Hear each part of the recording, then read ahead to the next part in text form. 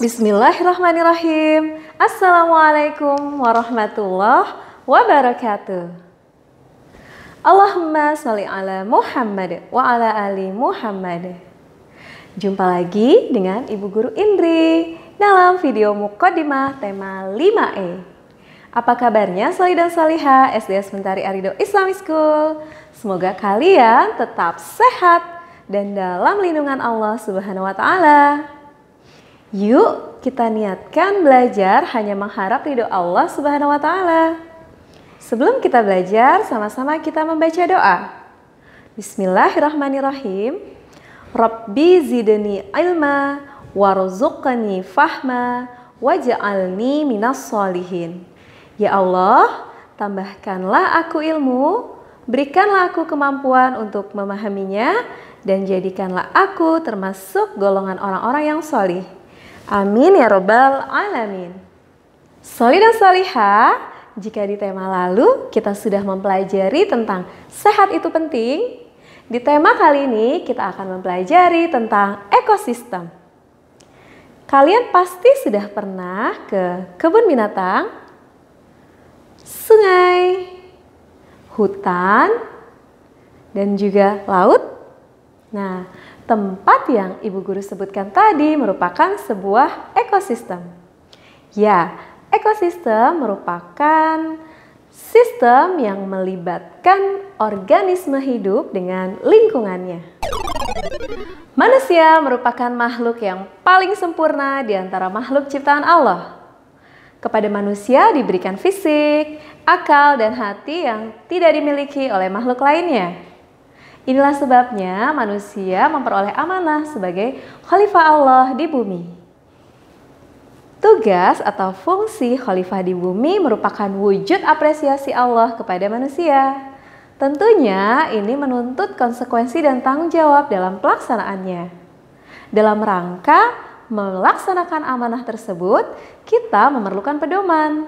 Pedoman yang luar biasa lengkap terdapat pada surat Al-Qasas ayat 77 yang berbunyi, A'udzubillahi minasyaitonirrajim. Bismillahirrahmanirrahim. Wabtaghi fima atakallahud daral akhirah wa la tansa nasibaka minad dunya wa ahsin kama ahsanallahu ilaik wa la tabghil fasada fil ard innallaha la yuhibbul mufsidin. Shadaqallahul azim. Artinya, dan carilah dari apa yang telah Allah anugerahkan kepadamu kebahagiaan negeri akhirat, dan janganlah kamu melupakan bagianmu pada kenikmatan duniawi, dan berbuat baiklah kepada orang lain sebagaimana Allah telah berbuat baik kepadamu, dan janganlah kamu berbuat kerusakan di muka bumi. Sesungguhnya Allah tidak menyukai orang-orang yang berbuat kerusakan. Maha benar Allah dengan segala firman-Nya. Ayat tersebut menekankan bahwa janganlah kamu berbuat kerusakan di muka bumi. Kerusakan alam dan lingkungan yang lebih dahsyat bukan terjadi disebabkan oleh proses alam yang semakin tua, akan tetapi justru akibat ulah tangan-tangan manusia yang berdalih ingin memanfaatkannya. Hendaklah makhluk hidup berinteraksi dengan alam dengan selaras dan seimbang. Untuk membantu mengurangi kerusakan di bumi, seorang muslim diarahkan untuk bersikap hemat. Zaman modern seperti sekarang ini, kebanyakan orang melakukan pola hidup konsumtif, yakni mereka memiliki keinginan untuk mengkonsumsi atau memiliki barang yang sebenarnya tidak terlalu ia butuhkan, hanya untuk mencapai kepuasan diri saja. Dari pola hidup tersebut muncul sikap yang tidak disukai oleh Allah Subhanahu wa Ta'ala, yaitu boros. Yuk sholih dan sholihah, kita melatih diri untuk berhemat. Lalu, apa itu hemat? Hemat adalah sikap berhati-hati dan teliti dalam mengatur dan membelanjakan uang serta hartanya. Orang yang hemat membelanjakan uangnya untuk keperluan pokok saja. Sisanya ditabung dan juga dipergunakan untuk kebutuhan yang tidak terduga.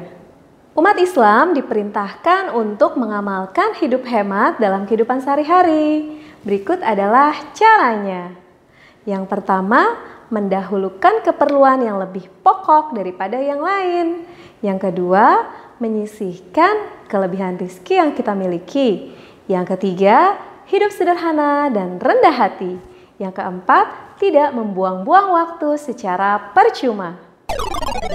Sholih dan sholihah, jika kalian menerapkan perilaku hidup hemat, kalian juga bisa menyelamatkan lingkungan hidup juga. Ya, menyelamatkan kondisi geografis merupakan kebutuhan yang tidak bisa ditunda lagi. Ini merupakan tanggung jawab yang bukan hanya dilakukan oleh pemimpin negara saja, akan tetapi tanggung jawab semua insan di bumi.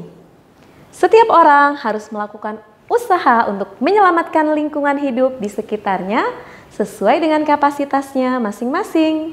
Sekecil apapun usaha yang kita lakukan akan sangat besar manfaatnya bagi terwujudnya bumi yang layak huni untuk generasi anak cucu kita kelak. Sholih dan sholihah, apa ya yang bisa kita lakukan untuk menyelamatkan lingkungan hidup? Yang pertama, tidak membuang sampah sembarangan. Lingkungan akan bebas dari sampah. Yang kedua, menanam pohon di sekitar rumah. Jika tidak ada pekarangan, maka kalian bisa menanamnya di dalam pot. Karena pohon berfungsi untuk menyerap karbon dioksida dan menghasilkan oksigen. Yang ketiga, mengurangi pemakaian listrik. Karena 80% penggunaan listrik dihasilkan dari bahan bakar fosil. Bahan bakar inilah dampaknya akan meningkatkan pemanasan global. Yang keempat, menghemat penggunaan air. Pemakaian air yang tepat akan mengurangi kerusakan pada lingkungan. Yang kelima, menghemat penggunaan kertas.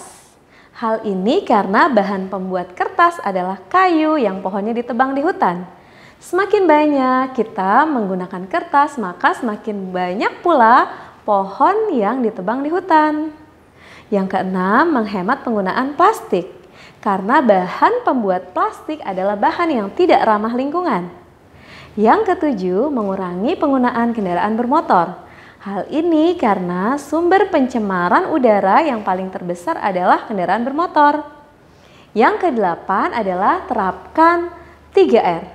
Reduce, reuse, recycle. Ini merupakan pilihan yang paling masuk akal untuk meminimalisir sampah. Sholih dan sholihah, Allah menciptakan alam semesta ini harus dijadikan tempat merenung bagi orang-orang yang berpikir dan berserah diri. Toleransi bukan hanya sebatas menghargai antar manusia saja, akan tetapi manusia harus toleran dengan alam. Dari saling menghargai tersebut, manusialah yang membutuhkan alam. Tanpa alam, manusia tidak akan bertahan hidup lama.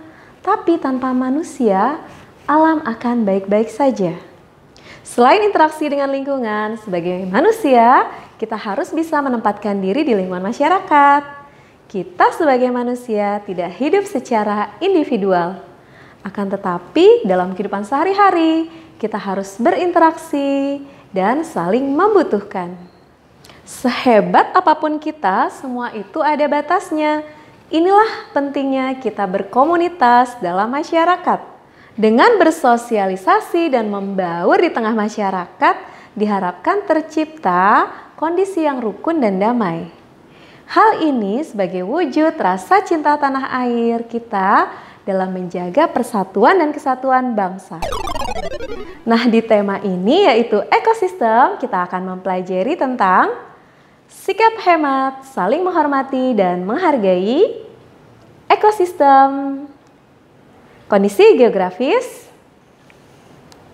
manfaat persatuan dan kesatuan, senam ritmik, dan cerita bergambar. Sesungguhnya alam merupakan kekayaan kita yang sejati dan kebanggaan kita. Dia menopang keseimbangan ekosistem alam dan menjaga kelangsungan hidup dunia. termasuk manusia dan generasi selanjutnya. Mari kita jaga lingkungan kita. Sekian penjelasan dari Ibu Guru Indri. Semoga bermanfaat bagi kita semua. Mari kita menutup dengan doa penutup majelis ilmu. Subhanakallahumma wa bihamdik, asyhadu alla ilaha illa ant, astaghfiruka wa atubu ilaik. Maha suci Engkau ya Allah, segala sanjungan hanya untuk-Mu. Aku bersaksi bahwa tiada Tuhan selain Engkau. Aku mohon ampun dan aku bertaubat kepadamu. Billahi taufik wal hidayah. Wassalamualaikum warahmatullahi wabarakatuh.